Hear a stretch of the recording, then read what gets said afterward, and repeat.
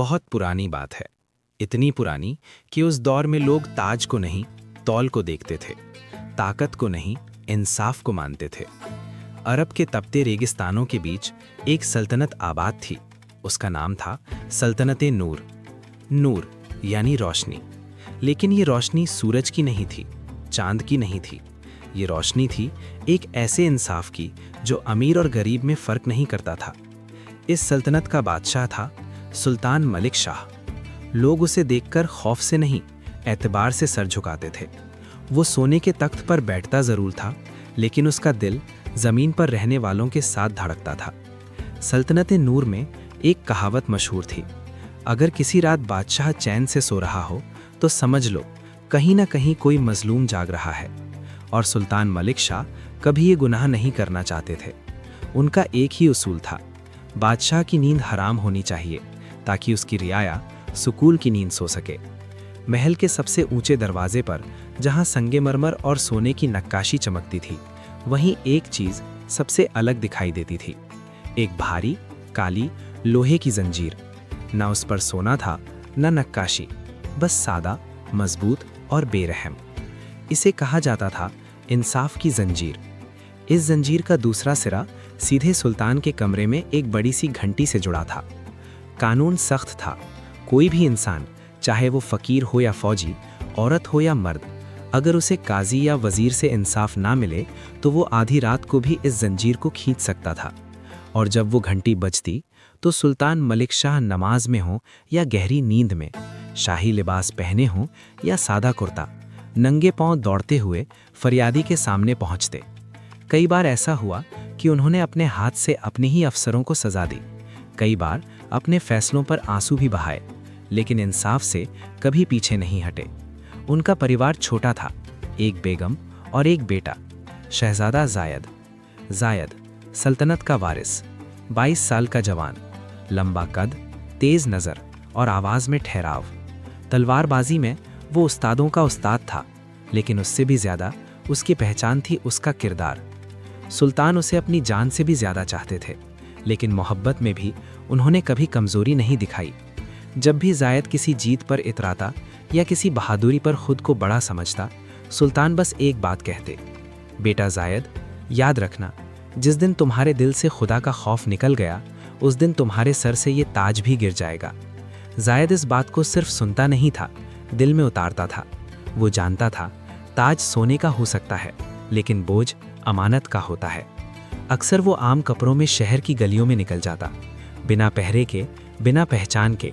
वो देखना चाहता था कि उसकी सल्तनत कागज़ों में कैसी है और हकीकत में कैसी। इन्हीं गलियों में शहर का एक पुराना इलाका था, गरीब लेकिन पाक, इत्र बनाने वालों की बस्ती। यहाँ हवा में हमेशा गुलाब, मिट्टी और सादगी की खुशबू रहती थी। इसी बस्ती में एक छोटी सी दुकान थी, पुरानी लकड़ी की अलमारी, कांच की शीशियाँ और मिट्टी के बर्तन। इस दुकान का मालिक था हाफिज अहमद। सफ़ेद दाढ़ी, झुकी हुई कमर और आंखों में अजीब सी शांति। लोग कहते थे इस आदमी की दुआ सीधे अर्श तक जाती है। हाफिज अहमद की दुनिया बहुत छोटी थी, दुकान, नमाज और उसकी बेटी जायरा।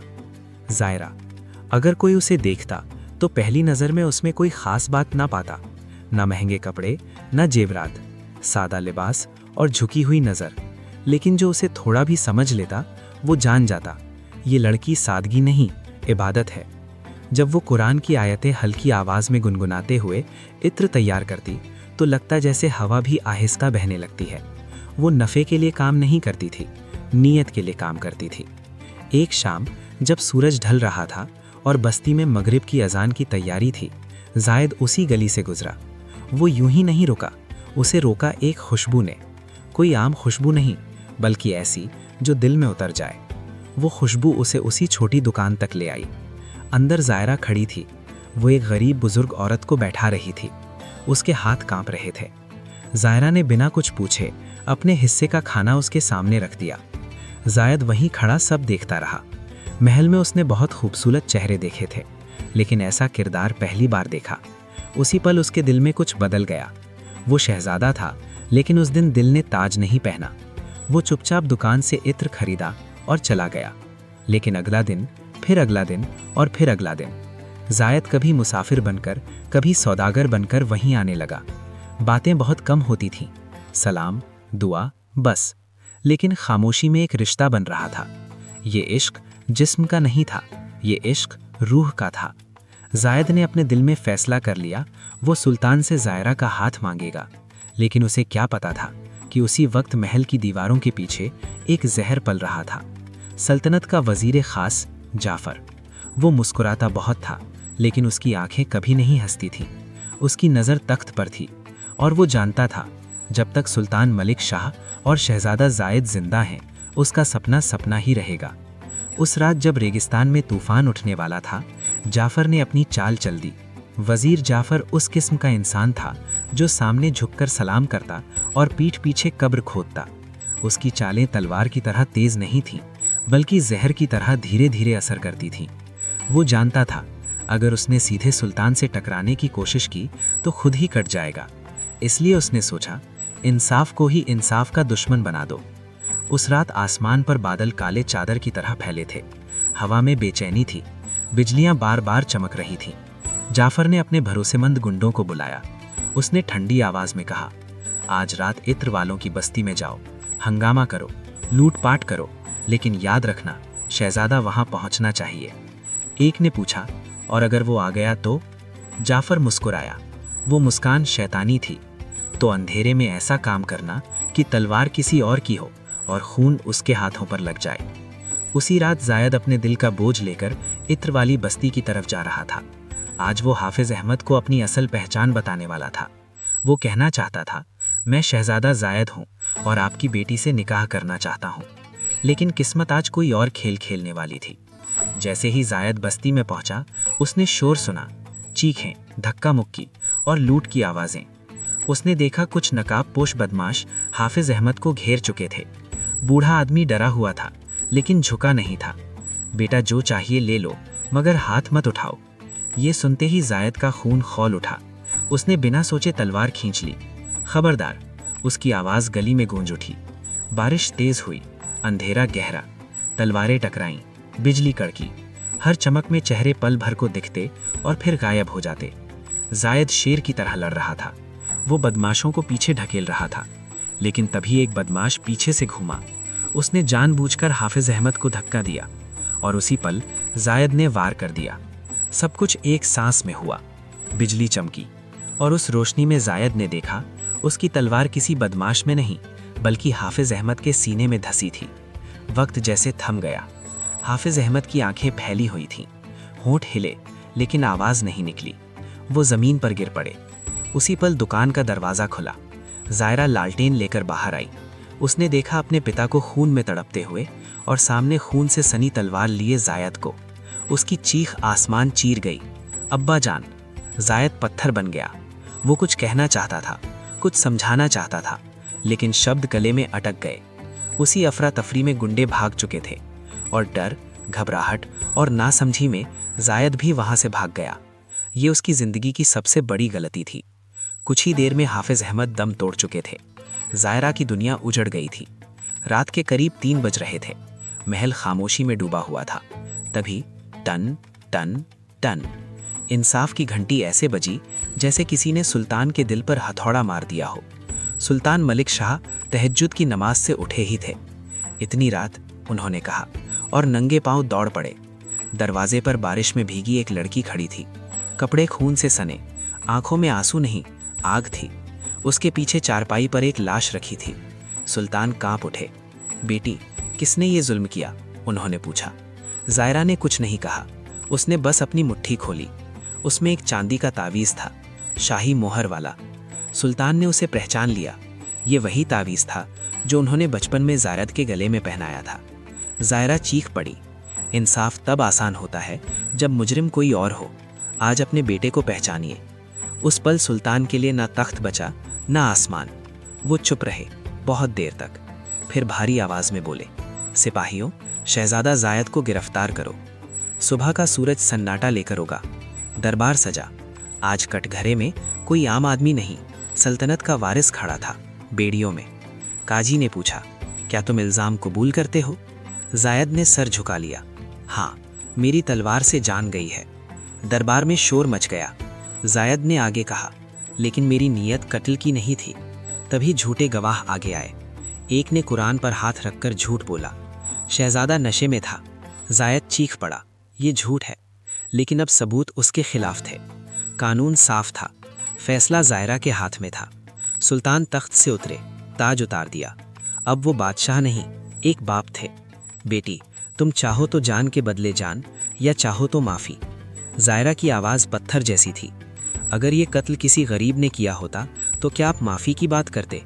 مجھے دولت نہیں چاہیے، مجھے قصاص چاہیے۔ قلم کانپی، لیکن سلطان نے دستخط کر دیے۔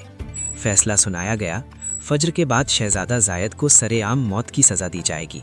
اور رات پھر اتر آئی، لیکن یہ رات آخری ہونے والی تھی۔ وہ رات سلطنت نور کی سب سے بھاری رات تھی۔ آسمان پر ستارے تھے، لیکن روشنی نہیں تھی۔ کال کوٹری کی ٹھنڈی زمین پر شہزادہ زائد سجدے میں پڑا تھا۔ اس کی پیشانی مٹی سے لگی تھی اور ہونٹوں پر بس ایک ہی دعا، اے اللہ، اگر میری موت کسی مظلوم کے انصاف کا ذریعہ ہے تو اسے قبول فرما۔ اس کی آنکھوں سے آنسو نہیں گر رہے تھے، بلکہ صبر ٹپک رہا تھا۔ تبھی لوہے کا دروازہ دھیرے سے کھلا۔ سلطان ملک شاہ اندر آئے۔ آج وہ بادشاہ نہیں لگ رہے تھے، آج وہ صرف ایک باپ تھے۔ جیسے ہی ان کی نظر زائد پر پڑی، ان کا صبر ٹوٹ گیا۔ وہ دوڑ کر آگے بڑھے اور بیٹے کو سینے سے لگا لیا۔ دونوں پھوٹ پھوٹ کر روئے۔ سلطان کی آواز بھرا گئی، میرے بچے، کاش میں بادشاہ نہ ہوتا، کاش میں ایک معمولی سپاہی ہوتا اور تجھے لے کر اس قید سے بھاگ جاتا۔ زائد نے اپنے پتا کے آنسو پوچھے۔ اس کے چہرے پر ایک عجیب سی مسکان تھی۔ ابا حضور، آپ نے مجھے سکھایا ہے کہ موت سے ڈرنا نہیں، بے انصافی سے ڈرنا چاہیے۔ اگر میری جان اس سلطنت کے انصاف کو زندہ رکھتی ہے تو یہ سودا مہنگا نہیں، سستا ہے۔ سلطان نے کانپتی آواز میں پوچھا، کیا کوئی آخری خواہش ہے میرے لال؟ زائد نے تھوڑی دیر خاموش رہ کر کہا، ہاں، مرنے سے پہلے مجھے زائرہ سے ملنے دیجیے۔ میں اس سے اپنی جان کے لیے نہیں، اس کے پتا کی موت کے لیے معافی مانگنا چاہتا ہوں۔ سلطان نے سر جھکا لیا۔ صبح ہونے لگی۔ فجر کی اذان ہوا میں گونج اٹھی۔ شہر کا بڑا میدان انسانوں سے بھر گیا۔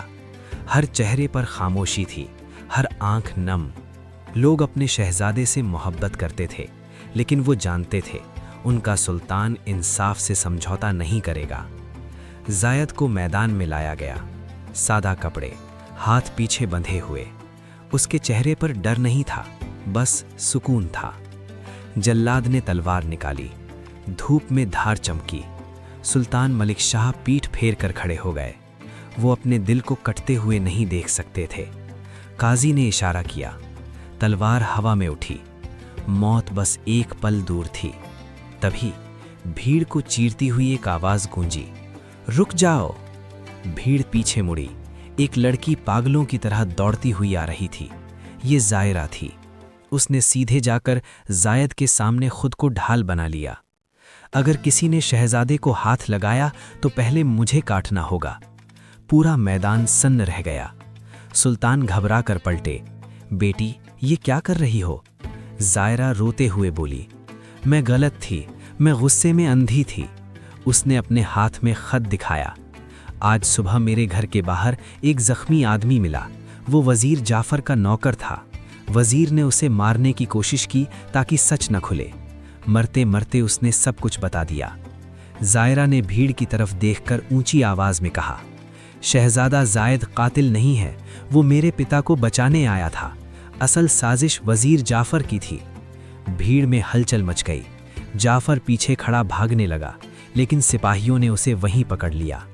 پھر بھی قاضی نے بھاری آواز میں کہا، بیٹی زائرہ، حقیقت چاہے جو ہو، تلوار زائد کے ہاتھ میں تھی۔ قانون اب بھی تمہارے فیصلے کا محتاج ہے۔ زائرہ دھیرے سے آگے بڑھی۔ اس نے زائد کی آنکھوں سے پٹی کھولی۔ زائد کی آنکھوں میں آنسو تھے۔ زائرہ نے آسمان کی طرف دیکھا اور کہا، میں حافظ احمد کی بیٹی اللہ کو گواہ مان کر کہتی ہوں، جس بادشاہ نے انصاف کے لیے اپنے بیٹے کو موت کے سامنے کھڑا کر دیا، उस इंसाफ के सदके और इस शहजादे की पाक नीयत के वास्ते मैं जायद को फी सबीलिल्लाह माफ़ करती हूँ। एक पल के लिए खामोशी छा गई, फिर पूरा मैदान अल्लाहु अकबर के नारों से गूंज उठा। लोग रो रहे थे, लोग हंस रहे थे। इंसाफ जिंदा था। सुल्तान दौड़कर आगे आए।